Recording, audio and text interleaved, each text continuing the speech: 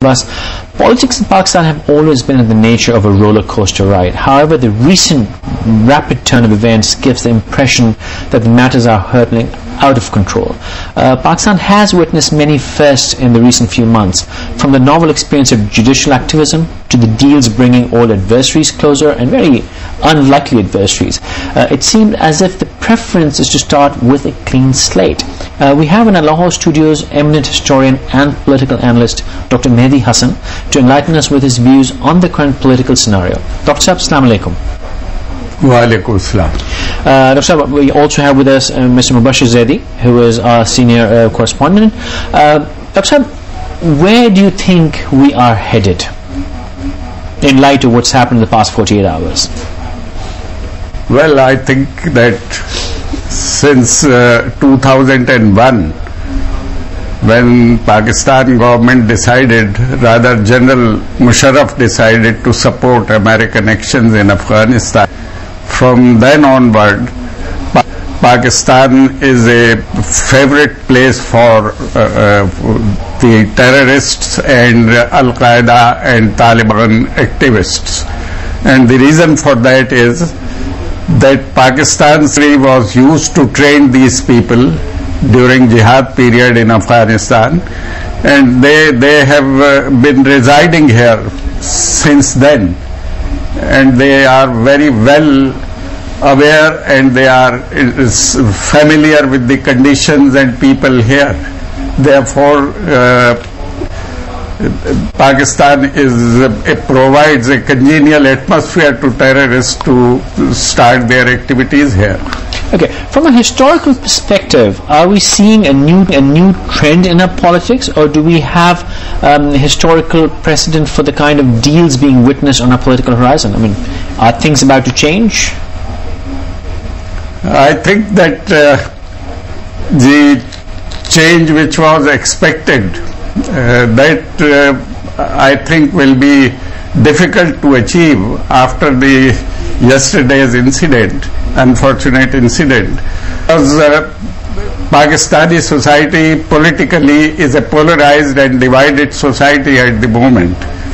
And very strange thing is that the ruling party, Muslim League, Quaid-e-Azam and their allies, they are criticizing this agreement between General Musharraf and People's Party, and they are not criticizing General Musharraf for signing that agreement or reaching that understanding, but they have started their campaign against People's Party and its chairperson. So that will further divide the society, which is already divided and which is polarized already.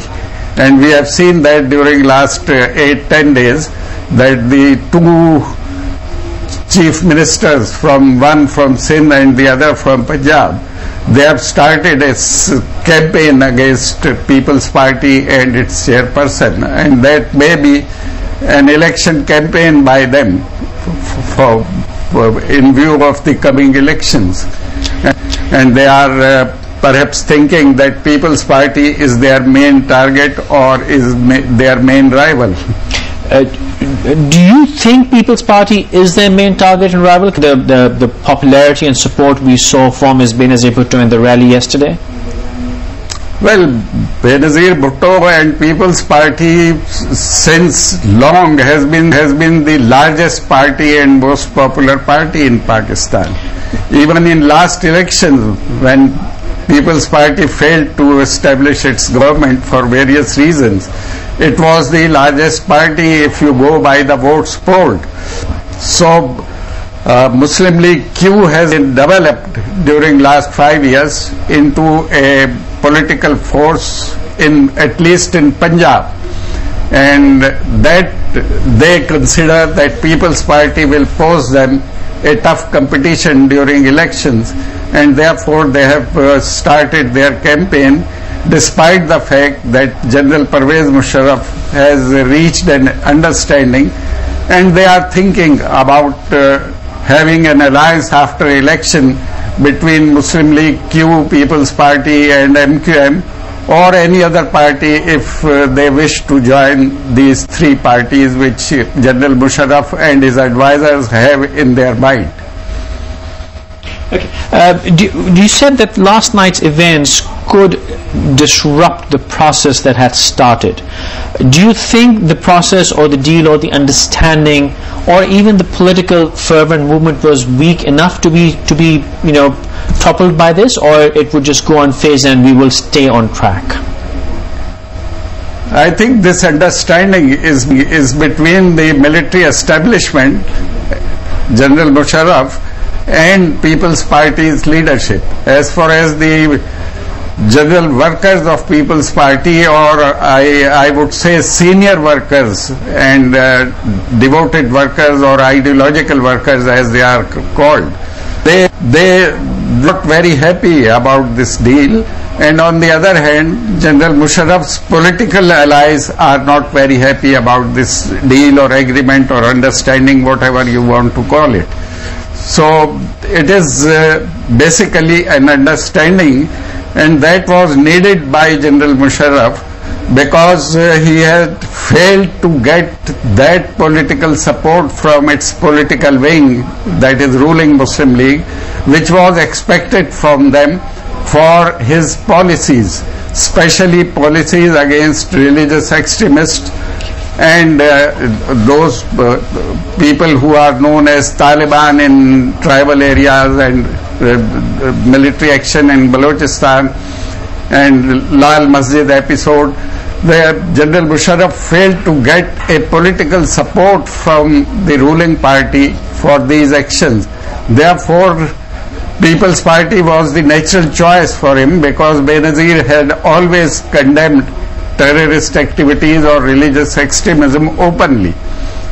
Therefore, it was the natural choice for General Musharraf to try to reach an agreement or understanding with Benazir Bhutto and its party, which is comparatively more secular than any other party.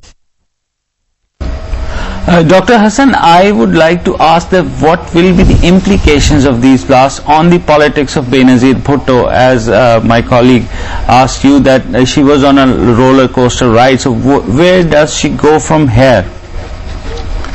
Well, I think that the yesterday's reception and then that unfortunate incident during that election did not affect her popularity. I feel that the progressive and liberal elements who are against the religious extremism and religion in politics will join hands with People's Party and other smaller parties which are secular in nature, which are known as nationalist parties or regional parties. They may decide to join People's Party against these religious extremists, because if you talk about democracy, then democracy or any stable government is not possible in the circumstances which are prevailing in Pakistan. Therefore, all parties should join hands first to overcome this menace of extremism. Then they can think about having a democratic system or a stable government or stable system by any party which comes into power. But in the circumstances prevailing at the moment, it is not possible to have a stable government or democracy or democratic norms or democratic culture